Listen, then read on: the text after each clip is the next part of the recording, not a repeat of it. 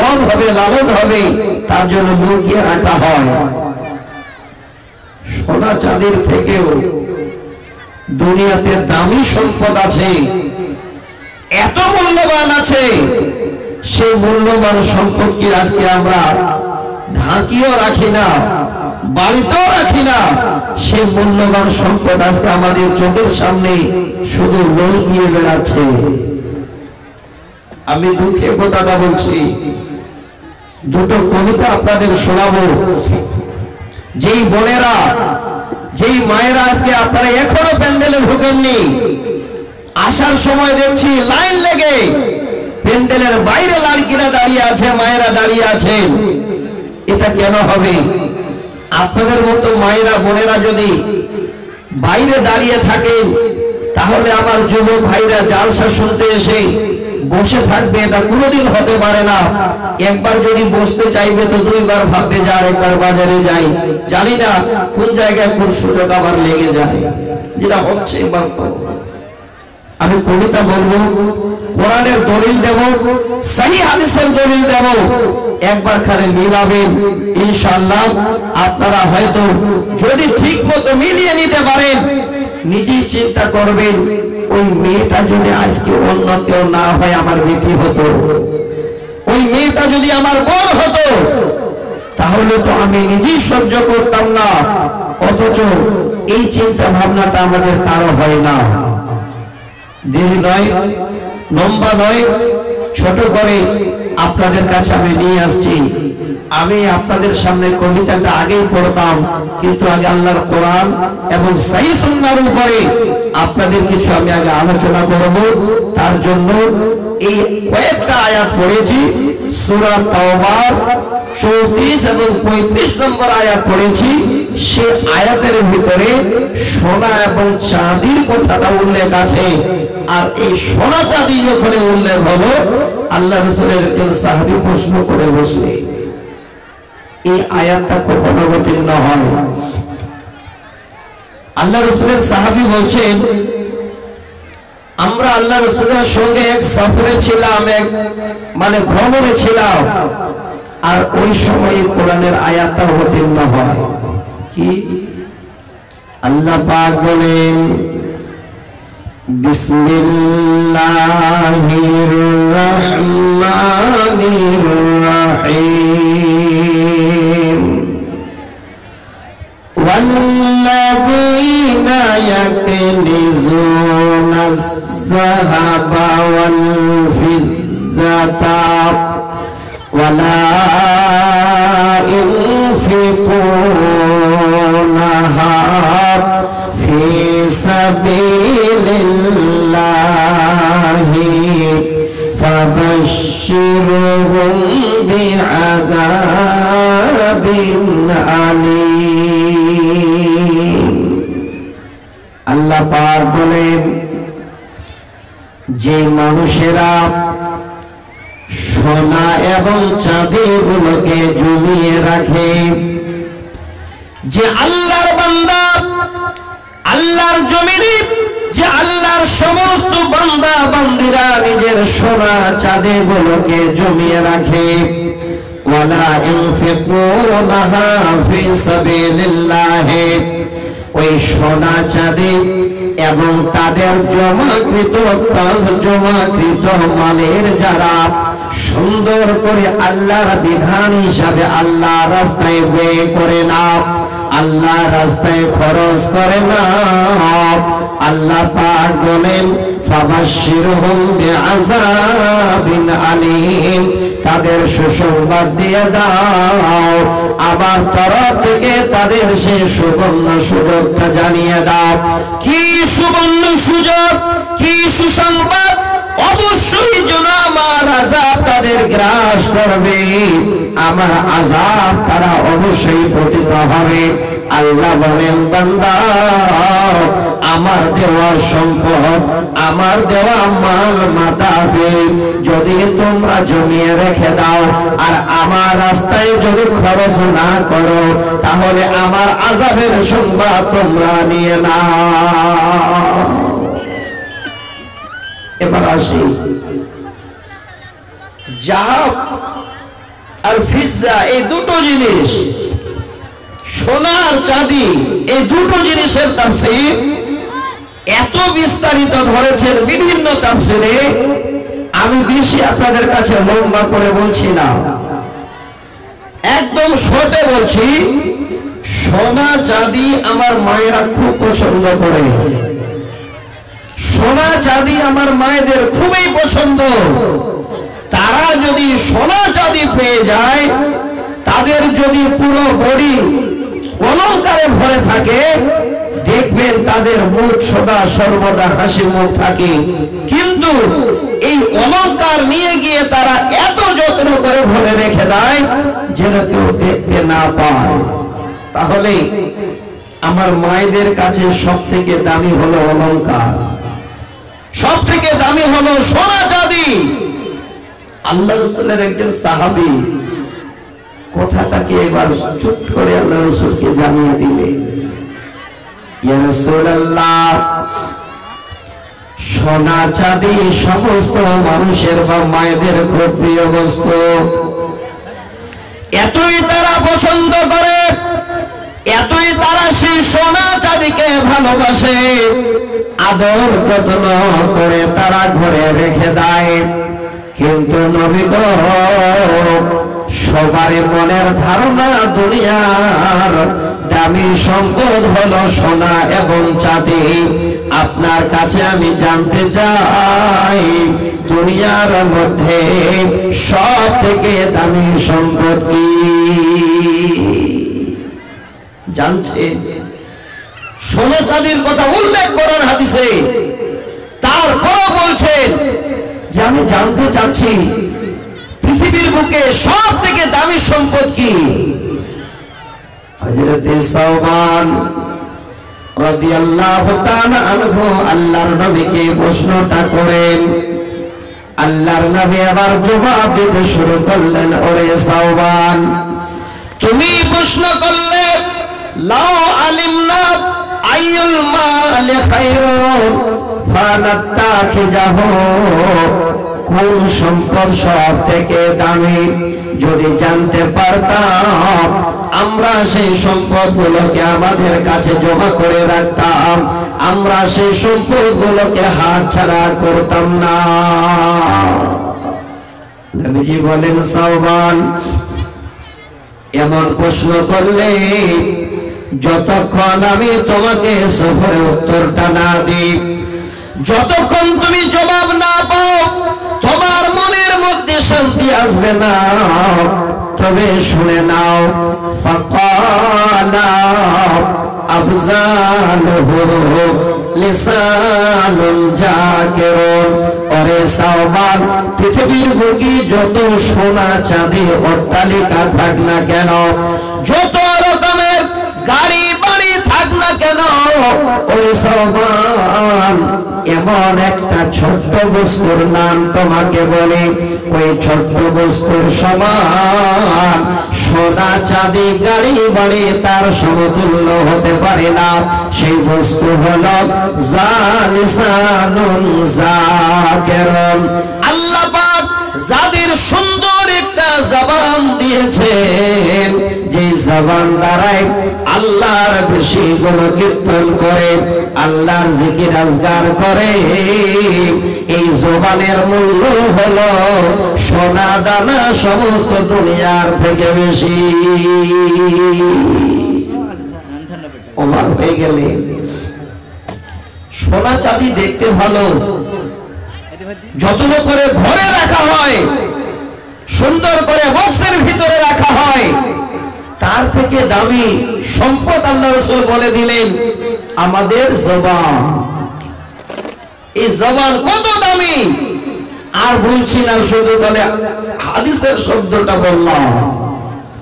নবী আমার বলেন, সাওবান, আর একটা শব্দ বলছি শোনো, দুনিয়ার যত সম্পদ, যত রকমের মাল মাতা আছে, তার থেকে দামি সম্পদ আর একটা সংবাদ নিয়ে নাও, ওয়া যাওজাতুম মুমিনাতুন তুইনু আলা ঈমানিহি ওরে সালমান, যাদের ঘরে একটি মুমিনা বিবি আছে, ওরে মা, ওরে বোন আমার, যারা আপনারা আজকে প্যান্ডেলের ভিতরে পর্দার আড়ালে আছেন, একবার অনুভব করেন হাদিসটা কেন শোনাচ্ছি, সেই কথাটা জানবার জন্য আপনাদের একটা ইতিহাস তুলে দেব। আল্লাহর নবী বলেন, যাদের ঘরে একটা মুমিনা বিবি আছে আর নিজের স্বামীকে ঈমানের সাহায্য করে, নিজের স্বামীকে ঈমানের দাওয়াত দেয়, ওই বিবির মূল্য হলো সোনা চাঁদি, বাড়ি গাড়ির থেকেও দুনিয়ার সব থেকে বেশি। এটা নসিব, এটা ভাগ্য। এই রকমের আহালিয়া, এই রকমের বিবি সবার ঘরে আসে না। কেমন বিবি আসে, কোন বিবি পায়, সেটা অবশ্যই আপনাদের আমি এবার একটা কবিতা শোনাচ্ছি। এতগুলো মাইক আছে, ওই মাইক না দিয়ে বক্সটা দিয়ে বসিয়ে রেখেছে। ভাই মাইকের আওয়াজটা একটু সুন্দর করে ইকো করে, ভালো লাগবে। সব থেকে দামি সম্পদ যেটা, সেটা আজকে বাইরে ঘুরছে, সেটা আমার মা বোনেরা।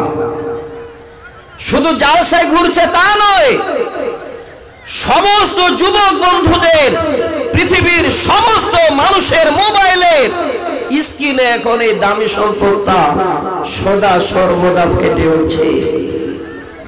কবি বলে, কোন দেশের মেয়ে তুমি, কেমন তোমার বাপ, ফেসবুকেতে ছবি ছেড়ে করছো কেন পাপ। ভালো করুন, কোন দেশের মেয়ে তুমি, কেমন তোমার বাপ, ফেসবুকেতে ছবি ছেড়ে করছো কেন পাপ। ছেলে মেয়েদের পাশে বসে শিক্ষা দেয় না ভাই, মা বাবাকে কেমন লাগে ফেসবুকে জিগায়। লজ্জা শরম হয় না কেন, লজ্জা শরম হয় না কেন, চাও না কেন মা, ফেসবুকেতে ছবি ছেড়ে করছো কেন পাপ মেয়ে, ফেসবুকেতে ছবি ছেড়ে করছো কেন পাপ। সোনা চাঁদি যদি দামি হলো, মানুষের কাছে যদি অলংকার এতই দামি হলো, সেই সোনা চাঁদি অলংকার মোবাইলের স্ক্রিনে ফেটে ওঠে না, কিন্তু আমার মায়েরা তার থেকেও বেশি দামি, তার থেকে অনেক মূল্যবান। এত আমার মায়েরা তাদের দাম নষ্ট করে দিয়ে এখন মোবাইলের স্ক্রিনে সব সময় আগের দিকে। মোবাইল খোলেন, ছেলেদের থেকে মেয়েদের ছবি বেশি পাবে। মানে মেয়েরা না হলে আর বাজার চলবে না, কিচ্ছু না। শুধু ঈমানকে ধ্বংস করার একটাই কারণ, এই দামি সম্পদটাকে মানুষের নজরে ফেলে দাও। এই মেয়েদের ছবিগুলোকে এই রকমের ঈমানদারদের চোখে নিয়ে ফেলে দাও, তার ঈমানে আস্তে আস্তে আস্তে দুর্বলতা আসবে। আর এই দোষটা, এর সব থেকে বড় যেটা ক্ষতিকর বস্তু, সেটা আমরা নিজেই একবার ভাবি চিন্তে দেখি না। এই জায়গাটাতে এই ছবিটা আসার বড় দোষ হলো নিজের মা বাবা। ওই শিক্ষাটা আজকে আমরা দিতে পারছি না। এই জন্য দিতে পারছি না, নিজে মোবাইল কিনে আমরা নিজের ছেলে মেয়েকে দিচ্ছি বটেই, নিজের ছেলে মেয়ে যদি এবার সেলফি করে ওই ছবিটাকে ফেসবুকে ছাড়ছে, বাবা আরো যদি পারছে ওই ছবি চোখে পড়লে একটা লাইক দিচ্ছে, একবারও ডাঁটে না যে তুমি আমার মেয়ে, কেন তোমার ছবি ফেসবুকে গেল। যাবে না, কারণ এই দ্বীনি শিক্ষা তাদের কাছে নেই। আমি আপনাদের অনুরোধ করছি, দু চারটা কথা বলবো, খুব বেশি বলবো না। কবিতা দুটো আজকে আপনাদের কাছে আমি নিয়ে এসেছি। এই কবিতা দুটোকে আপনাদের সামনে আমি তুলে দেব। আপনারা নিজেই বলেন, খুব ভালো করে বুঝে শুনে, পৃথিবীর বুকে সব থেকে যে দামি সম্পদ সেটা হলো সালেহা নারী, আল্লাহর সেই বান্দি যে কি করে আল্লাহকে বিশ্বাস করে নাই এবং নিজের স্বামীকে ঈমানের সাহায্য করে। ওই দামি সম্পদ আজকে সবার কাছে মোবাইলের পাতায় ঘুরছে। আপনাদের একটু বলছি, 15 বছরেই মেনে নেন, আপনাদের সেই মাদ্রাসা আগে ওইদিকে ছিল। আজ থেকে 20 বছর আগে, আজ থেকে 20 বছর আগে যদি রাস্তা দিয়ে কোনো পুরুষ মানুষ হেঁটে গেছে, আমার কোন মা যদি রাস্তা দিয়ে এসেছেন, তো আগেই মাথায় ঘোমটাটা টেনে নিয়ে রাস্তার ধারে দাঁড়িয়ে গেছেন। ওই পুরুষ মানুষটা পার হয়ে গেছে, তারপরে আমার মা বোনেরা হাঁটতে শুরু করেছে। বর্তমান দূরে যেতে হবে না, এই জালসার ফিল্ডে একবার দোকানের দিকে গিয়ে দেখেন, 4টা ছেলে একসঙ্গে যদি আসছে, 2টো মেয়ে যদি যাচ্ছে, তো ওই ছেলে দুটো 4টাকে আগে সাইড দিতে হচ্ছে, ওদের জন্য রাস্তাটা আগে ক্লিয়ার করতে হচ্ছে। কারণ এই সমস্ত মায়েরা বোনেরা বর্তমানে এমন একটা জায়গায় তারা পৌঁছে গেছে যে তারা চায় না যে আমরা দামি সম্পদ আমরা দাম নিয়ে থাকি, তারা এবার মানুষের সামনে বিলীন হতে চলেছে। কবি বলছে, দাদি মায়ের বন্ধু হয়নি আগে কার যুগে, এখন তোমার বন্ধু লাগে সারা দুনিয়াতে।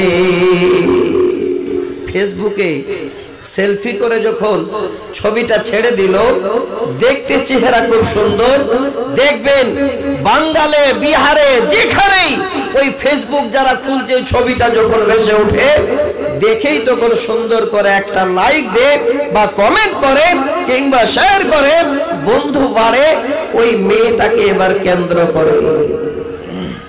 আগেকার যুগে আমার মা খালা দাদিরা, ওনারাও তো জীবন যাপন করে গেছে, ওনারাও তো সময় কাটিয়ে গেছে। কয়টা সেই মা খালাদের বন্ধু ছিল? একটাও বন্ধু প্রয়োজন হয়নি, জীবনে একটাই বন্ধু ছিল, সেটা হলো নিজের স্বামী, তাছাড়া তারা কাউকে বুঝতো না। এখন কত দূর গেছে এই উন্নত মানের দুনিয়ায়, উন্নত মানের এই শিক্ষিত ব্যক্তিদের কাছে এই সমস্ত বস্তুগুলো। কবিতাটা শোনাচ্ছি দেখে, দাদি মায়ের বন্ধু হয়নি আগে কার যুগে, এখন তোমার বন্ধু লাগে সারা দুনিয়াতে। জেনে শুনে ওই আগুনে, জেনে শুনে ওই আগুনে দিও না যুবক ঝাঁপ, ফেসবুকেতে ছবি ছেড়ে করছো কেন পাপ মে, ফেসবুকেতে ছবি ছেড়ে করছো কেন পাপ। আমার যুবক ভাইরা, এই রকমের ফেসবুকের মাঝে অনেক অনেক ভাইরা যেমন শুকনো কাঁড়ি, শুকনো খড় আগুন দিলে জ্বলে যায়, অনেক অনেক যুবক ভাই আমার আছে যারা ফেসবুকে এই রকমের মেয়েদের সঙ্গে বন্ধু হয়ে নিজের জীবনটাকে পর্যন্ত জ্বালিয়ে দিয়েছে। খবর রেখেছেন? কয়েকদিন আগে ফেসবুকে বন্ধু হয়েছে, এত মিল মোহাব্বত হলো, মেয়েটাকে বিয়ে করবে প্রতিশ্রুতি দিল, নিয়ে গেল, এত আদর যত্ন দিল, সেই মেয়েটাকে কেটে কেটে কেটে 35টা টুকরো করেছে। ভাই, আকবরের কাগজে দিয়েছে কিনা জানি না, টিভিতে হয়তো কোনোদিন নজর করেছেন তো আপনারা দেখেছেন। এত সুন্দর একটা মেয়ে পৃথিবীর সবথেকে দামি সম্পদ আগে আল্লাহ রাসূল বলে দিয়েছেন। মেয়েটাকে 35টা টুকরো করেছে কেটে কেটে, ফ্রিজে ভরিয়ে দিয়েছে কেটে, একটা দুটো করে টুকরো চুপি চাপে বের করে আর নিয়ে গিয়ে বাইরে ফেলে দেয়।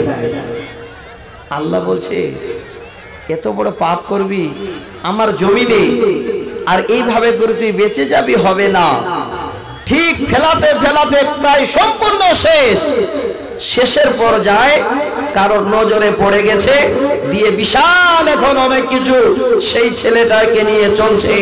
নিশ্চয়ই আপনারা জানেন, আমি যুবক ভাইজানদের বলছি, যুবক ভাই, যত বড় সুন্দরী চেহারা আপনার সামনে পড়ুক না কেন, ফেসবুকে গিয়ে ভুল করো ওই মেয়েটার সঙ্গে বন্ধু হবেন না। যদি একবার ঘনিষ্ঠভাবে বন্ধু হয়ে যান, আপনার জীবনের খাতরা আছে। এমনি বলেননি? আর আমার মায়েরা তো খালি মোবাইল পেলেই হলো আর ছবি ছাড়লেই হলো। ছবিতে দেখেন মাঝে মধ্যে নাম দেখা যায়, আমিনা, সকিনা, সাবিনা, যায় না? এলা সেই মুসলমানের বাচ্চা। আপনার অবস্থা কি হবে বল? আপনাকে কি করতে পারে বল? একবার শোনাচ্ছি কবির ভাষায়। হিন্দু মুসলিম মে ধর্ম চিপ দেখে তোমাকে, মাথা কেটে উলঙ্গ ছবি লাগিয়ে দেয় যে। করতে পারে না? আপনাদের জীবনে যারা 50-60 বছর বয়স পেয়েছেন, আমি খুব দুঃখিত, আমি খুব ঘৃণা করি ওই সমস্ত ব্যক্তিদের যিনি হলেন আমাদের পুরো ভারতবর্ষের প্রেসিডেন্ট, আমাদের প্রধানমন্ত্রী। উনাকে নিয়ে এখন কার্টুন তৈরি করছে মানুষ। ভাই করেনি? আচ্ছা বলেন, এটা খারাপ লাগে কি লাগে না? আমাদের যিনি প্রেসিডেন্ট, আমাদের দেশের যিনি বর্তমান মালিক, তিনাকে নিয়ে এখন মানুষ নাটক করছে। অন্যান্য কোন প্রধানমন্ত্রীকে এভাবে করেননি। আমি খুব ওই ভাইজানদের অবশ্যই বলবো, আপনি অন্যায় করছেন। তিনি হলেন আমাদের দেশের প্রধানমন্ত্রী, ওনার কার্টুন বানাবেন আপনি কেন? বর্তমানে এত মাস্টার আছে, মোবাইলে কোন একটা মেয়ের ছবি যদি পায়, তো ওই ছবিতে মেয়েটাকে দাঁড় করে রেখে এমন করে কাপড়গুলো মোবাইলের মাধ্যমে খুলতে শুরু করবে, ওই মেয়েটাকে উলঙ্গ করে দেবে। বলেন যায় কি যায় না? এত বড় মাস্টার আছে। কবি লিখেছেন দুঃখে, হিন্দু মুসলিম মে ধর্ম চিপ দেখে তোমাকে, মাথা কেটে উলঙ্গ ছবি লাগিয়ে দেয় যে। দায়ুস বলে হবে প্রমাণ, দায়ুস বলে হবে প্রমাণ, স্বামী আর বাপ। ফেসবুকেতে ছবি ছেড়ে করছো কেন পাপ মেয়ে, ফেসবুকেতে ছবি ছেড়ে করছো কেন পাপ। বোরখায় একটা পরছো তুমি, মুখটা রাখছো খোলা। নতুন ডিজাইনের বোরখা সব ঢাকিয়ে দিয়েছে। আর যেটা আকর্ষণ, যেটা আগে ঢাকাতে হবে, পুরোটাই সামনের দিকটা খোলা। দেখে যেটা একদম বাস্তব। বোরখায় একটা পরছো তুমি, মুখটা রাখছো খোলা, জানালাটা বন্ধ করে দরজাটা মেলা। ঠোঁটের মধ্যে বসায় আছো, ঠোঁটের মধ্যে বসায় আছো লিপস্টিকের ছাপ। ফেসবুকেতে ছবি ছেড়ে করছো কেন পাপ মেয়ে, ফেসবুকেতে ছবি ছেড়ে করছো কেন পাপ।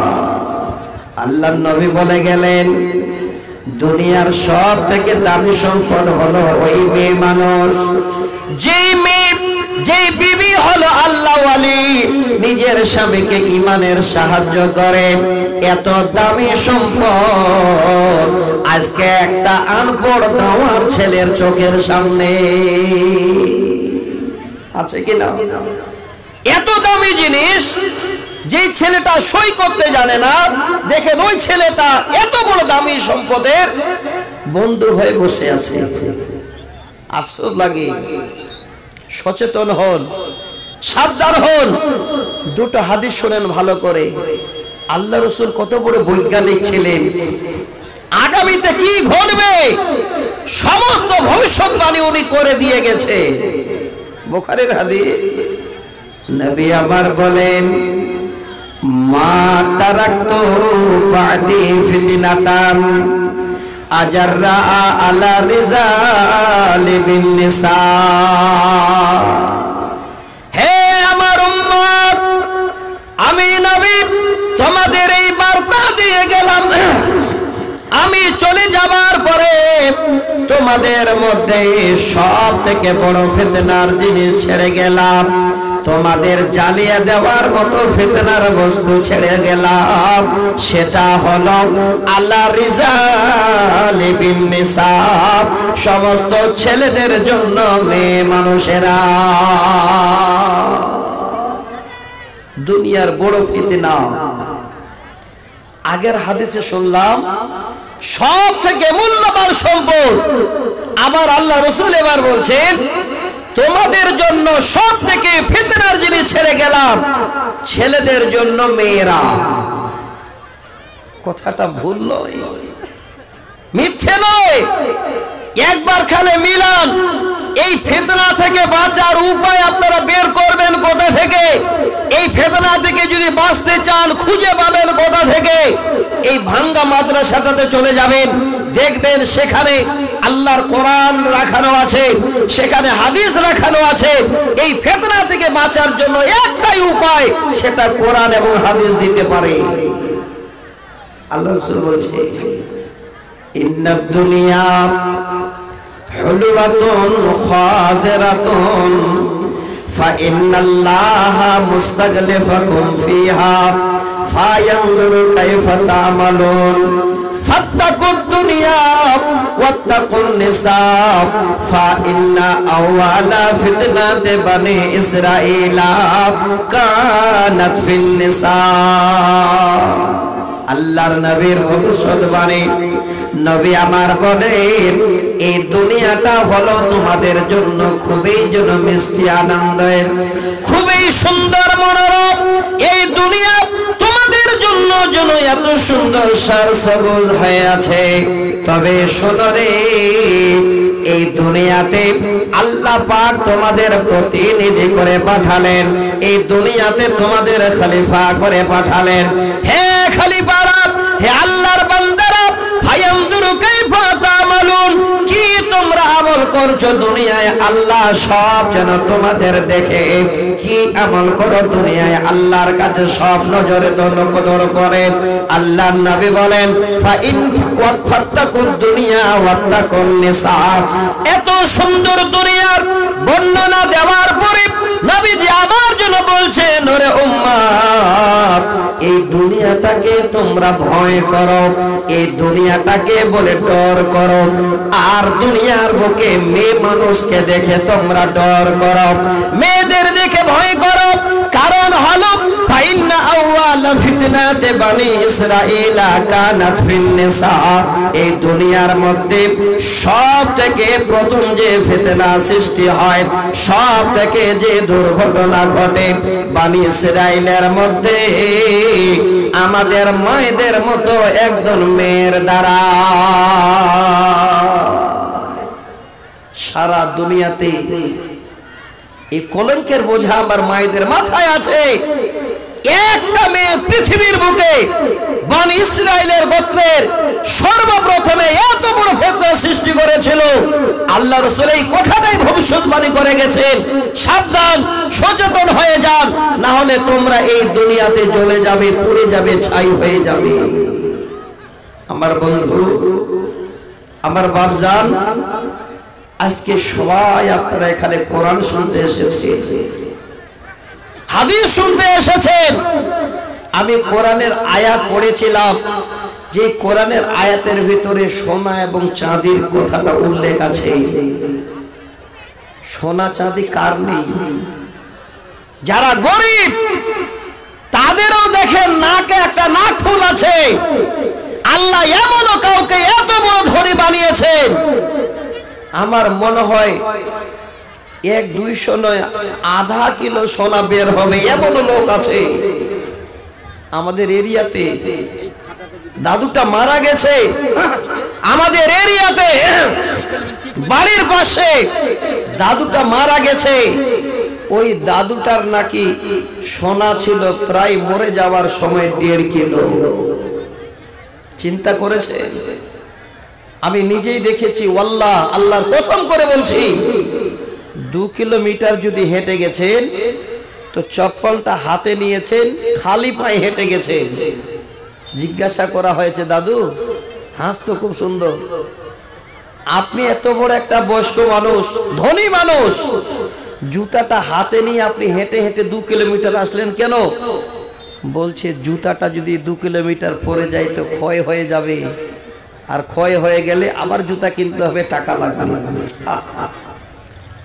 যেদিন মারা যায়, সত্যি কোরআন হাদিসের মধ্যে এই কথাগুলো বলার নয়, শিক্ষা অর্জনের জন্য বলছি, বেশি দূরে নয় গো, আমার বাড়ির পার সেই গ্রাম, আমার আপন চাচার ভাইরার বাবা। তাহলে আর কত প্রমাণ দেব আপনাদের? আল্লাহ কত মাল দিয়েছিলেন, সম্পদ দিয়েছিলেন, আমি খালি ওনার ব্যবহারটা শোনাচ্ছি। মারা যাওয়া বেশি দিন হয়নি, বছর 3 মধ্যে এখনো হয়নি। এই 3 বছরের আগে বেমারে পড়েছে। সোনা চাঁদি ভালোবাসেন যারা, টাকা পয়সা যারা ভালোবাসেন, উদাহরণটা দিচ্ছে ইনশাআল্লাহ। পরের 35 নম্বর আয়াতটা যখন শোনাবো তখন চিন্তা করবেন কি কেন এই ভুল কাজটা করেছি। অসুস্থ হয়ে গেছে, বেমার হয়ে গেছে, হসপিটালে নিয়ে গেছে ছোট ছেলে, আমাদের আবার মেম্বারও নেই, ছোট ছেলে হসপিটালে নিয়ে গিয়ে সুই করেছে। তো সুই করেছে যখন, ওই বুড়ো বলছে যে তাড়াতাড়ি সুই বের করো, আমি ভালো হয়ে গেছি, মানে আমাকে বাড়ি নিয়ে চলো, হসপিটালে থাকবে না। কেন জানেন? যে ঘরটাতে থাকতো ওই ঘরে একদম ছেঁড়া বড়া, বুঝেন তো বড়া, ওই চটের বড়াগুলো, কেউ আদৌ ভাববে না যে ওই বড়াটাতে মাল ঢোকা আছে। 2 জায়গায় ছেঁড়া ছেঁড়া বড়াতে প্রায় মোটামুটি 2.5 লক্ষ টাকা ঢোকা আছে ওই বুড়ো। এবার হসপিটালে নিয়ে গেছে, আর বড় যেটা বেটার বউ একদম গল্প শোনাচ্ছে না গো, প্র্যাকটিক্যাল, আল্লাহর কসম বলছি। যিনি ওর মেম্বার, ওই মানে দাদুটার ছেলে হসপিটালে নিয়ে আছেন, উনি স্বয়ং আমাদের সকলের সামনে শোনাচ্ছেন আর হাসছেন যে দেখেন আমার বাবা। এবার নিয়ে গেছে হসপিটালে, বড় বউ ভাবছে যে একটু বাড়ি ঘরটা কমপক্ষে ঝেড়ে ঝুড়ে পরিষ্কার করে দিই। এসে যদি দেখছে 2-3 জায়গায় ছেঁড়া ছেঁড়া বড়া পড়ে আছে, মনে হয় বড়াগুলো কেউ হাত দেবে না, সব জড়িয়ে নিয়ে, আমরা গোবরের নাইন বলি, আপনারা কি বলেন? নাইন না? ওই যে গরুর গোবর ফেলাই, নিয়ে গিয়ে সব ফেলে দিয়ে আসছে, ঘরটা ঝেড়ে পরিষ্কার করেছে যে হসপিটাল থেকে আমার শ্বশুর আসবে, তো এই নোংরা ঘরে থাকবে কেন। ওইদিকে সুই বের করে ছটপট করছে, বাড়ি নিয়ে চলো, জানে যে ঘরে মাল আছে, জানি না ওই মাল আবার কে কোন দিকে নিয়ে পালাবে। চট করে যদি নিয়ে এসেছে, এসে দেখছে কি ব্যাপার, আমার ঘর ঝেড়েছে কে, আমি তো ভালো হয়ে গেছি। বড় বৌমা বলছে যে বাপু ঘর একটু পরিষ্কার করে দিলাম, এত নোংরা হয়ে আছে। তো বলছে নোংরাগুলো ফেলেছো কোথায়? বলে গোবরের নাইন দে। ওই অবস্থায় গেছে, গিয়ে দেখছে ওই ছেঁড়া বড়া দুটো ঝেড়ে ঝুড়ে বাড়িতে নিয়ে আসছে। সবাই অবাক, বৌমা অবাক যে কেন ওই বড়া নিয়ে আসে। এবার যদি দেখছে ভিতরে তো দুটাতে 2.5 লক্ষ টাকা ঢোকা আছে। কিছুদিন আগে মারা গেল গো, একটাও নিয়ে যায়নি, একটাও নিয়ে যায়নি, সব রেখে গেছেন। কি হবে দুনিয়াতে? আল্লাহ পাক বলেন ওয়াল্লাযীনা ইয়াকনিজুনাজ যাহাবা ওয়াল ফিজ্জাতা ওয়ালা ইউনফিকুনাহা ফি সাবিলিল্লাহি ফাবাশশিরহুম বিআযাবিন আলীম। আল্লাহ বলেন যারা সোনা চাঁদিগুলোকে জমা করে রাখে, ধন সম্পদ জমা করে রাখে, নিসাবে পড়ে গেছে যারা, সেই ধন সম্পদের যাকাত দেয় না, আল্লাহ বলছেন বান্দারে আমার তরফ থেকে সুসংবাদ নিয়ে নাও, ফাবাশশিরহুম বিআযাবিন আলীম, আমি আল্লাহ তোমাদের সুসংবাদ দিচ্ছি, আমার আযাব অবশ্যই তোমাদের গ্রাস করবে। আল্লাহর আযাব হবে। কিভাবে আযাব হবে? আপনারা হয়তো অবিশ্বাস করতে পারেন, কিভাবে আযাব হবে?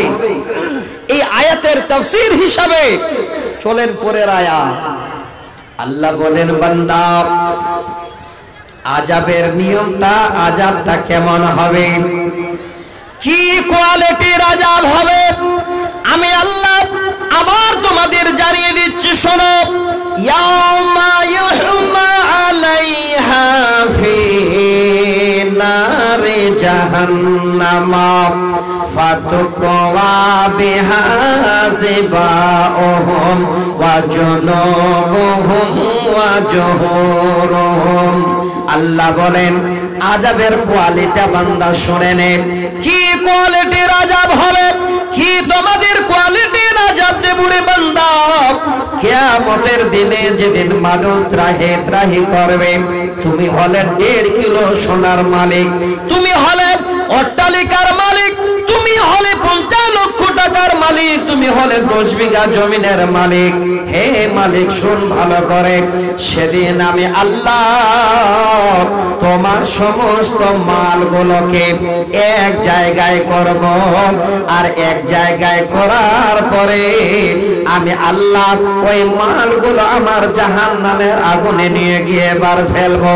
কি করে উদাহরণ পাবেন যারা এখানে আছেন, জীবনে যদি কোনো দেখেছেন, কোনোদিন আপনার চোখে পড়েছে তো মনে পড়ে যাবে, যারা স্বর্ণকার আছে, আপনি সোনা চাঁদিগুলো ভাঙড়ি নিয়ে গিয়ে দেন, ওই ভাঙড়িগুলো যখন নিয়ে গিয়ে দেবেন, ছোট্ট একটা খোরাতে সব রেখে দেবে, এবার আগুনের উপরে খোরাটা বসিয়ে দেবে, এমন করে খোরা গরম হবে, সমস্ত ভাঙড়িগুলো গলে গলে গলে গলে এক জায়গায় যেন একটা দোলা হয়ে যাবে, একটা যেন বড় বলের মতো হয়ে যাবে। আল্লাহ বলেন বান্দা সেদিন কিয়ামতের দিনে সমস্ত মালগুলোকে আমি আল্লাহ আমার জাহান্নামের আগুনে বার ফেলবো, আর এমন করে একটা পাত্রিল তৈরি করব, লাল টকটকে হয়ে যাবে রে বান্দা। তুই হলি সোনার মালিক, গাড়ির মালিক, বাড়ির মালিক, টাকা পয়সার মালিক, আমি তোমাকে মালিক বানিয়েছিলাম, আমাকে চিনতে পাওনি রে বান্দা। এবার দেখ সেই মাল তোর কি বড় দুশ্মনী করে, এবার সেখান থেকে ওই মালগুলো আল্লাহর তরফ থেকে নিয়ে আসা হবে, আনার পরে ফাতুকওয়া বিহা জিবাউহুম ওয়া জুনুবুহুম ওয়া জুহুরুহুম হাজা মা কানাসতুম লিআনফুসিকুম। মানুষের চেহারাটাই হলো সব থেকে আগে দেখার। আল্লাহ বলেন বান্দা ওই মালগুলো গরম লাল টকটকে জাহান্নামের আগুনে করার পরে তুমি দাঁড়িয়ে থাকবে, তুমি ছিলে বিশাল বড় অট্টালিকার মালিক, ওই সমস্ত তোমার মালগুলো এবার গরম হয়ে এসে তোমার পেশানিতে, তোমার কপালে এসে যেন এবার এইভাবে করে ধরে নেবে, আর যখনই তোমার সেই মাল কপালে পড়বে পুরোটাই পুড়ে ছাই হয়ে যাবে, চিৎকার করবে রে বান্দা।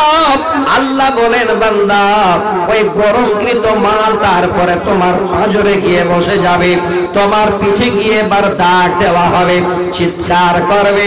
আল্লাহ বলবে বান্দা এখানে কারো কিছু করণীয় নাই, হাজা মা কানাসতুম লিআনফুসিকুম, এইগুলো অন্য কেহই নয়, কোন তোমার দুশমন নয়, এইগুলো হলো তোমার জমাকৃত মাল। আমি আল্লাহ তোমাকে মাল দিয়েছিলাম, সোনা দানা দিয়েছিলাম, টাকা পয়সা দিয়েছিলাম, এত দেওয়ার পরেও আমাকে চিনতে পাওনি, আমার জাহান্নাম থেকে বাঁচার জন্য উপায় বের করনি, এই মাল এবার আমি আল্লাহ তোমার দ্বারাই তোমার দুশমন বানিয়ে দিলাম। চিৎকার করবে, আল্লাহ বলবেন ফাযুকু মা কুনতুম তাকনে জন, চিৎকার করে লাভ হবে না। এবার তোমার জমাকৃত মালের তুমি এবার শাস্তি অনুভব করো। উপায় নাই, উপায় নাই, একটাই উপায়। কি করবেন? নিসাব মূল্যে একটু যদি আল্লাহকে স্মরণ করে ওই মাল থেকে, সারা বছরের জমাকৃত মাল থেকে কিছুটা বের করে এই গরিব মাদ্রাসাটাতে নিয়ে এসে দিতে পারেন, তাহলে ওই মালটা সেদিন আপনার বন্ধু হয়ে দাঁড়াবে। কথাটা ভালো করে নেন। দুঃখ লাগছে এই প্রতিষ্ঠানটাকে দেখে, আফসোস লাগছে এই প্রতিষ্ঠানটাকে দেখে। অত্র এলাকার মানুষ একবার যদি আপনারা চিন্তা ভাবনা করেন, তাহলে এই প্রতিষ্ঠানটা রামরাম্মা বাজার চলবে। এই এলাকার যদি ছেলে মেয়েরাই পড়াশোনা করে, তাতে আপনাদের জীবন কামিয়াব হয়ে যাবে। কিয়ামতের দিনে আপনার মাল সেদিন আপনার দুশমন হয়ে দাঁড়াবে না। আপনার মাল আল্লাহর কাছে গিয়ে বলবে, আল্লাহ আমি তোমার ওই বান্দার মাল আমার হক আদায় করে মাদ্রাসায় দিয়েছিল, আমি তোমার বান্দার জন্য তোমার কাছে এসেছি, আমার বিনিময়ে তোমার জান্নাতের দিকে রাস্তা বানিয়ে দাও। আজকে সুযোগটা নেন, হাতছাড়া করেন না, একজন হাতছাড়া করেন না। আমি আপনাদের কেন দিতে চাচ্ছি, অনেক ভাই আছেন মাওলানা, যে কথা শোনালেন, যে কোরআনের তাফসীর শোনালেন, যাদের ধন মাল আছে সেই মাল তাদের দুশমন হবে, জাহান্নামের আগুনে গরম করে তাদের কপালে ছাকা দেওয়া হবে, দাগ দেওয়া হবে। আমাদের তো মাল নেই, তাহলে আমাদেরও মন যাচ্ছে আমরা আল্লাহর কাছে কি কোনো রকমের ব্যবস্থা করে পাবো না? ব্যবস্থাটা দেখে উপায় করে দিচ্ছি। যে ভাইরা বসে আছেন, এই গ্রামের মানুষ সব থেকে যারা নিম্ন শ্রেণীর, আল্লাহ রাসূলের হাদিসটা শোনেন। আপনি যদি এই জায়গাটাতে অটল থাকতে পারেন, আজকে আপনি গরিব, সেদিন আপনার থেকে কিয়ামতের দিনে ধনী কেউ হবে না। সহিহ বুখারীর হাদিস। নবী আমার বলেন, মান তাসাদ্দাকা বিআদলি তামরাতিন মিন কাসবিন তাইয়িবিন ওয়ালা ইকবালুল্লাহু ইল্লা তাইয়্যিবা।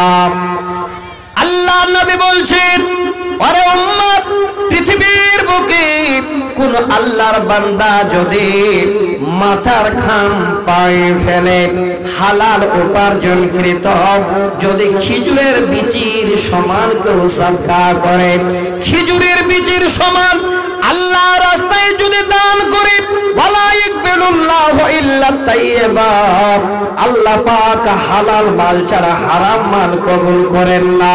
ফা ইন্নাল্লাহা ইয়াকবিলুহা বিয়ামিনিহি। নবী আমার বলেন, যখন এই কোন আল্লাহর বান্দা আল্লাহ রাস্তায় হাত বাড়িয়ে দেবে দেবার জন্য, আপনারা ভাবেন না আপনার দানটা আমি হাতে নিলাম, এই ভাই হাতে নিলেন। নবী বলেন, ফা ইন্নাল্লাহা ইয়াকবিলুহা বিয়ামিনিহি, স্বয়ং আল্লাহ পাক ওই বান্দাদের যেন দানটা নিজের ডান হাতে নিয়ে নেয়। আল্লাহ হাত বাড়ান, ডান হাত। এবার আল্লাহ আপনার দানটা নিলেন, নিয়ে রেখে দেন না। নবীজি বলেন, শোনো, সুম্মা ইউরাব্বিহা লিসাহিবিহা কামা ইউরাব্বি আহাদুকুম ফুলুহু হাত্তা তাকুনা মিসলাল জাবাল। আল্লাহ রাসূল উদাহরণ দিলেন, ওরে উম্মত রে শোনো, আল্লাহ এবার ডান হাতে তোমাদের ওই ছোট দানটা নিয়ে নিলেন, চুপ করে রেখে দেন না। যেমন একটা গরুর বাছড়া দুনিয়াতে আসে, মা এবার ওই বাছুরটাকে কত আদর যত্ন করে, অল্প দিনের মধ্যে অনেক বড় হয়ে যায়। আল্লাহর নবী বলেন, যদি তোমরা খেজুরের বীজের সমান হালাল বস্তু সাদকা করো, আল্লাহ নিজের ডান হাতে দানটাকে নেওয়ার পরে ওই দানটাকে এবার বাড়াতে থাকেন, বাড়াতে বাড়াতে হাত্তা তাকুনা মিসলাল জাবাল, একটা পাহাড়ের সমান তোমাদের দানটা অনুমানে বড় হয়ে যায়।